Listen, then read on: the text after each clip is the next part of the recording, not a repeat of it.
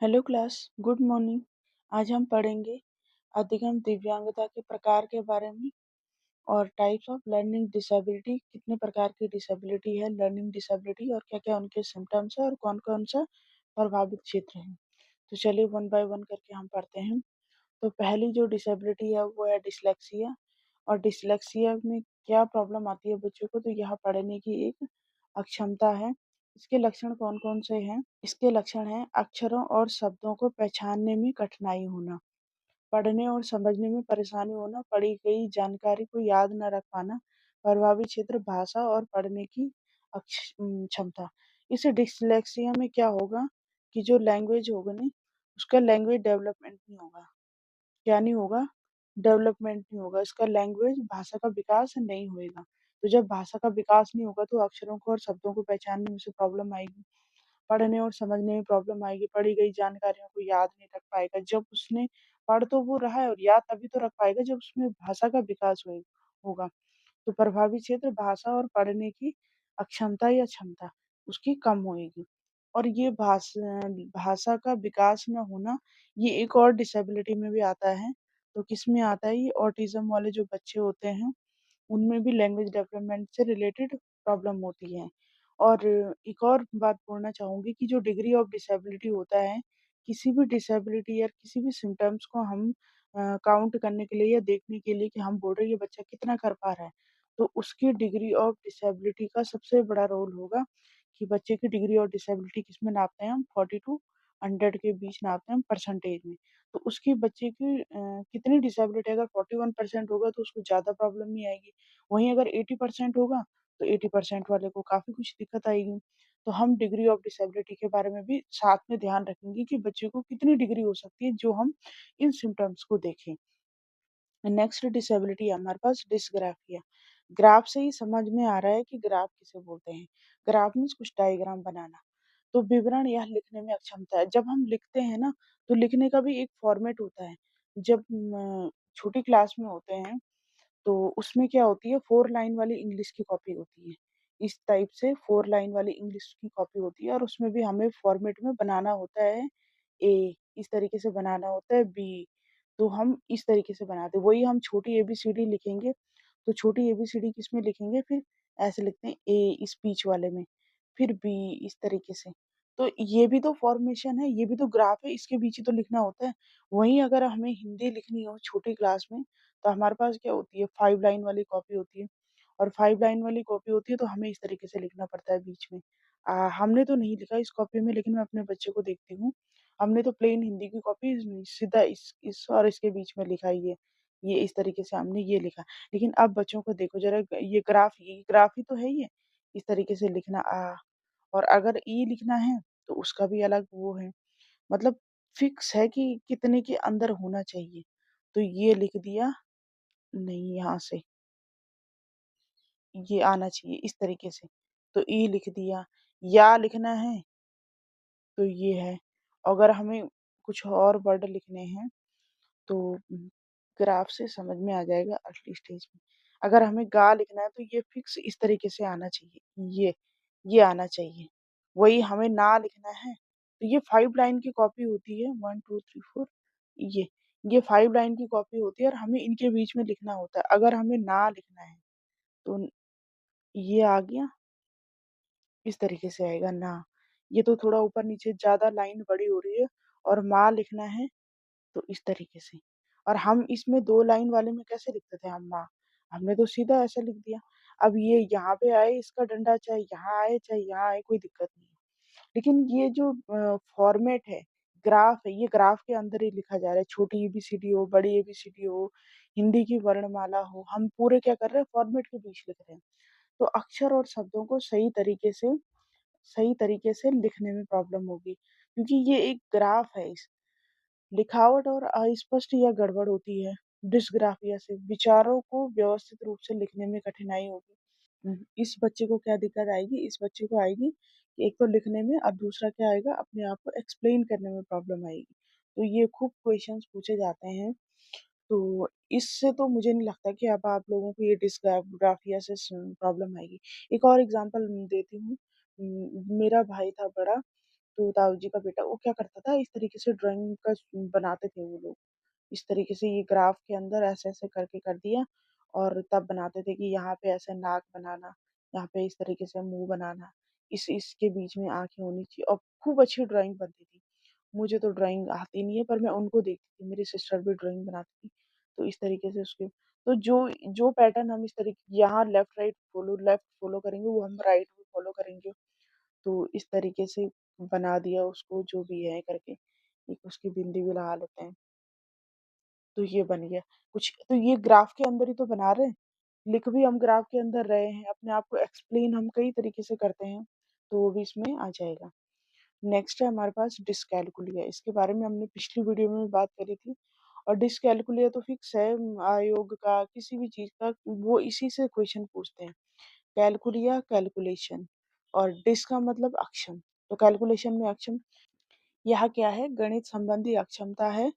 गणितीय गणना में प्रॉब्लम आएगी, जोड़, घटाव, गुणा, भाग, टोटल मिला के जहाँ पे भी नंबर्स की बात आएगी ना, ज जहाँ पे नंबर्स की बात आएगी वहाँ पे प्रॉब्लम हो, चाहे आप उसे पैसे गिनने के लिए बोल दो, क्या कर दो? पैसे गिनने के लिए बोल दो, चेक बुक यूज़ करने में प्रॉब्लम आएगी, गाड़ी का नंबर होता है जैसे आप उसे बस नंबर बोल दो, जहाँ पे भी नंबर की प्रॉब्लम आएगी, आप उसे बगल में लेन-देन के लिए भेज दो, वो गड़बड़ करके आएगा, तो ये प्रॉब्लम होती है बच्चों को।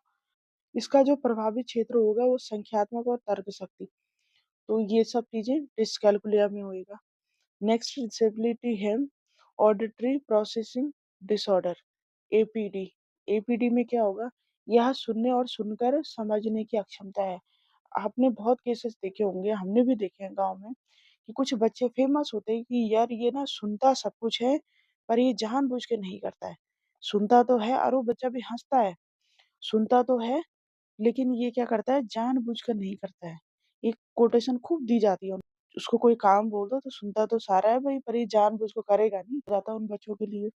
निर्देश को समझने और उन पर अमल करने में प्रॉब्लम आएगी बच्चे को। दूसरा क्या होएगा, एक साथ दिए गए निर्देशों का पालन करने में कठिनाई। आपकी मदर भी जब जब आप छोटे रहे होंगे, तो जब वो घर से बाहर जाते थे तो काम बता के जाते थे। 3-4 काम बता दिए, ये भी कर लेना, ये भी कर लेना, ये भी कर लेना। अमूमन कर भी लेते हैं और कई बार स्किप भी कर लेते हैं।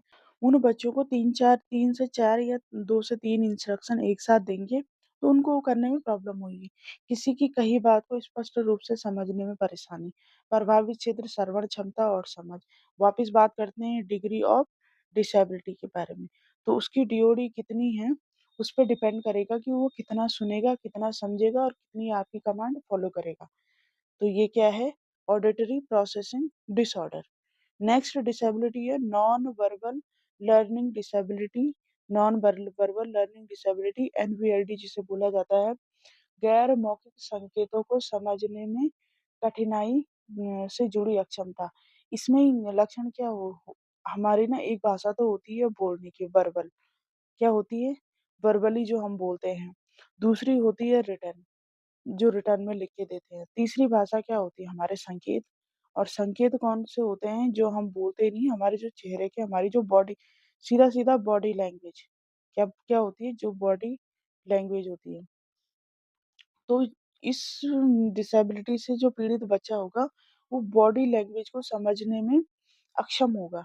चेहरे के हाव-भाव, शारीरिक भाषा को समझने में परेशानी। आप एक एग्ज़ाम्पल ले लेते हैं हम कि आप किसी के घर में चले गए। जब आप किसी के घर में चले गए, तो उसमें उसने बोला तो चाय-पानी तो खूब दे दिया आपको। लेकिन उनका क्या था, उनका कहीं जाने का प्लान था। वो उन्होंने अपना पूरा सामान कार-वार में रख दिया, वो पिकनिक पे जा रहे थे। लेकिन तभी आप टपक गए वहाँ पे। अब वो मना तो नहीं कर सकते कि आप जाओ, लेकिन उनके फेस एक्सप्रेशन कुछ इस तरीके से होंगे, उनके जो फेस एक्सप्रेशन, चेहरे के हाव-भाव या फिर बात करने का तरीका हो सकता है, कुछ भी, तो अंदर-बाहर भी एक लैंग्वेज होती है कि मैं गया और वो अंदर-बाहर कर रहा था। मतलब वो मेरे को नहीं पसंद कर रहा था, इस तरीके से। तो ये क्या होगा, बॉडी लैंग्वेज को समझने में इस बच्चे को क्या होएगी, प्रॉब्लम होएगी। एक्चुअल में उनको जाना था पिकनिक पे, अब वो बोल तो सकते नहीं कि सर आप जाओ यहाँ से, हम पिकनिक पे जा रहे हैं। तो एक एग्ज़ाम्पल था। इन बच्चों को क्या होएगी, सामाजिक संबंध बनाने में कठिनाई होएगी। और दूसरा क्या है, प्रभावित क्षेत्र सामाजिक और व्यावहारिक कौशल। हमारा समाज और व्यावहारिक कौशल क्या होता है? हमारा व्यावहारिक कौशल मीन्स बिहेवियरल स्किल कितनी है हमारे पास? हम किसी से बात कर रहे हो तो हम क्या करते हैं, हँस के बात करते हैं, हँस के रिस्पॉन्स करते हैं। कहीं पे कोई हँसी-मज़ाक चल रही है तो हम हँस दिए, और कहीं पे कोई सीरियस बात कर रहे हैं तो हम हँस नहीं सकते ना सीरियस टॉपिक पे। अगर सीरियस टॉप किसी को एक्सपायर हो गया, 2 आदमी बात कर रहे हैं, तो इस तरीके के बच्चे, फिर हम बात करते हैं डिग्री ऑफ डिसेबिलिटी। तो उनके बच्चों की डिग्री ऑफ डिसेबिलिटी कितनी है? हो सकता है कि वो बच्चा एकदम उस टॉपिक में हँस दे और सारे उस पे देख-देख के अरे! बच्चा किस तरीके का है, कैसा बदतमीज़ बच्चा है। तो इस तरीके की उसके बच्चे के लिए लैंग्वेज यूज़ होएगी। तो फिर क्या है ये? कौन-सी डिसेबिलिटी? एनबीएलडी। नेक्स्ट हम बात करेंगे ADHD. ADHD attention deficient hyper activity disorder. यह इस डिसेबिलिटी में क्या होगा? ध्यान और एकाग्रता संबंधी अक्षमता है, जो अधिगम अक्षमता के साथ सह-अस्तित्व में हो सकती है। यह जो डिसेबिलिटी है वो कंसंट्रेट से संबंधित है, बच्चा उसमें कंसंट्रेट नहीं कर पाएगा। और कई बार ऐसा है कि ये बोल रहे हैं कि जो लर्निंग डिसेबिलिटी के साथ क्या होगा, ये मर्ज होके आएगा। लर्निंग ये ऑलरेडी लर्निंग डिसेबिलिटी है, लेकिन ये है क्या है, हाइपर एक्टिव। ये बच्चा क्या होगा, बहुत ज़्यादा एक्टिव होगा। कई बार तो ये फ़ोकस कर भी पाएगा और कई बार नहीं भी कर पाएगा। एक एग्ज़ाम्पल लेते हैं इसका। हम जब कॉलेज में थे तो एक बच्चा था जूनियर, तो वो क्या करता था, जैसे क्लास चल रही है और टीचर यहाँ से पढ़ा रहा है और इस तरीके की क्लास होती थी। तो यहाँ पे सारे बच्चे अपने-अपने पर बैठ रखे हैं, इधर पे डोर है और यहाँ पे 2 विंडो इस तरीके से। तो जब सारे बच्चे क्लास में बैठे हैं और टीचर पढ़ा रहा है, तो टीचर ने कुछ वो इसमें ही कुछ पूछ लिया या कुछ मतभेद हो गया किसी बात पे, कुछ बात उसको समझ में नहीं आई तो उसने इंटरप्ट कर दिया बीच में। तो टीचर ने उसे बोल दिया कि चुप हो जाओ, बैठ जाओ तुम, बाद में पूछ लेना, या कुछ भी करके थोड़ा-सा लाउडली बोल दिया, मतलब टोन थोड़ा-सा डिसबैलेंस होगी। तो ये बच्चा उठ के चला जाएगा दरवाज़ा पटाक के बाहर, इस तरीके से। तो इस तरीके से कई बच्चे होते हैं, कई गाँव में फेमस भी होते हैं कि भाई उसको मत बोलना, वो बिल्कुल सहन नहीं करता।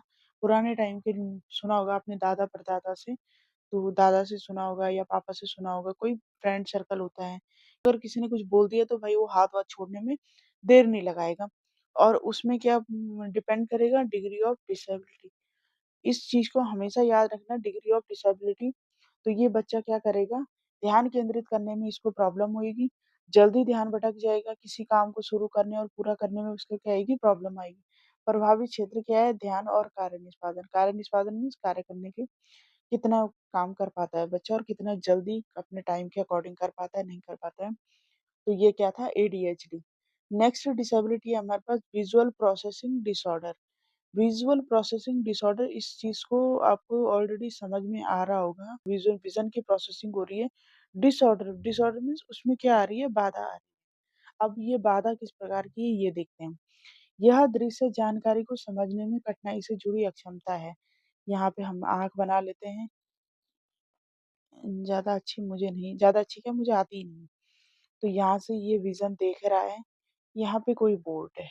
नेक्स्ट क्या बोला इसने, अक्षरों को और संख्याओं को उल्टा पढ़ना या लिखना। तो 1 को तो 1 ही लिखेगा, 2 को इस तरीके से हो सकता है, 3 इस तरीके से हो सकता है, ए है ये, तो ये बी हो सकता है। चित्र या आरेख को समझने में प्रॉब्लम। तो ये हमने पिछले उसमें देखा था डिसेबिलिटी में, जो डिस्ग्राफिया था, तो ये ग्राफ के अंदर ही तो लिखे जाते हैं, तो इसमें दिक्कत आएगी। प्रभावित क्षेत्र क्या है, दृष्टि और दृष्टि स्थानिक कौशल। हम नेक्स्ट क्या है, कार्यकारी कार्यक्षमता अक्षमता, एग्जीक्यूटिव फंक्शनिंग डिसेबिलिटी। यह किसी कार्य को व्यवस्थित और प्रबंधित करने की अक्षमता। यह किसी कार्य को व्यवस्थित और प्रबंधित करने की अक्षमता। जब भी हम किसी काम को करते हैं तो सिस्टमैटिक करते हैं। ये नहीं है कि हम पहले ऊपर का आगे का पहले कर दिया, पीछे का बाद में कर दिया। हम छोटे बच्चों की लैंग्वेज में समझाते हैं कि अगर किसी एक बच्चा है, उसको वो मिल गया, अमीबा मिल गया बनाने के लिए, तो वो अमीबा बनाएगा पहले बीच में, उसके फिर नाम लिखेगा इस तरीके से, जो भी हैं उसके नाम लिख दिया। फिर बच्चे ने क्या कर दिया, साइड में अपना नाम लिख दिया, नाम, क्लास, सब्जेक्ट, सेक्शन जो भी है। उसके बाद वो यहाँ डेकोरेशन शुरू करेगा। यहाँ डेकोरेशन टेप टूप, कलरफुल टेप लगाते थे हम तो कलरफुल टेप लगाते थे। हो सकता है उसका कुछ और वो हो, तो ये बना दिया इस तरीके से। उसके बाद है फ़ोल्ड करने का। तो ये तो नहीं करेंगे हम कि हमने सबसे पहले चार्ट पेपर लाया, हमने डिज़ाइन करना शुरू कर दिया, हमने डिज़ाइन कर दिया, अपना नाम लिख दिया। अब हो गया ये पैरामीशियम गड़बड़, बन गया ये कुछ और बन गया, ये कुछ और बन गया। इसके नाम भी हमने मिटा-मिटा के चार्ट पेपर ही खराब हो गया। तो हर एक काम करने का सिस्टमैटिक होता है और उसको मैनेजमेंट भी करना है कि ये नहीं कि हमने पूरा दिन इसी चार्ट पेपर पे लगा दी, हमें और चीज़ें भी तो देखनी है। तो इसमें क्या होगा जो ये एग्ज़ीक्यूटिव फंक्शनिंग डिसेबिलिटी है, समय प्रबंधन करने में, टाइम मैनेजमेंट करने में प्रॉब्लम होगी, वो एक काम को पूरे दिन भर भी कर लेगा, पूरे दिन भर के काम करेगा भी नहीं। किसी काम को योजना के अनुसार करना, वो योजना बना तो लेगा, वर्बली माइंड मेकअप कर लेगा यू प्लानिंग किसी काम करने की, लेकिन वो उसको क्या होगा एग्ज़ीक्यूटिव नहीं कर पाएगा मतलब एग्ज़ीक्यूट नहीं कर पाएगा। दैनिक गतिविधियों को व्यवस्थित ना कर पाना। प्रभावी क्षेत्र क्या है? योजना और संगठन। जो डेली रूटीन का हमारा काम होता है, हमारा फिक्स रूटीन होता है, 5 से 10 मिनट ऊपर-नीचे हो जाता है कई बार, लेकिन होता हमारा फिक्स है कि हमें इसके बाद ये करना है, हमें उस काम के बाद दूसरा काम करना है। लेकिन इस डिसेबिलिटी से जो पीड़ित पर्सन होगा, वो क्या कर पाएगा अपना फिक्स रूटीन नहीं रख पाएगा। हो सकता है वो 10 बजे उठे, हो सकता है वो 5 बजे उठ जाए, हो सकता है ये उठने से ही रिलेटेड नहीं, ये खाने पे भी डिपेंड करेगा कि हम खाना किस टाइम खाते हैं। हमारा खाना भी डिपेंड करेगा। एक किस्म से हम बोल सकते हैं कि मन-मर्जी का मालिक और अगर बच्चा है तो फिर बच्चे के पेरेंट्स ऐसे बच्चे के साथ बहुत परेशान रहेंगे। उसको हर एक चीज़ बोलनी पड़ेगी। तो आपने सुना भी होगा कि यार बच्चा ना मेरा हर एक बात मतलब इसको बोलना पड़ता है, ये तभी करेगा।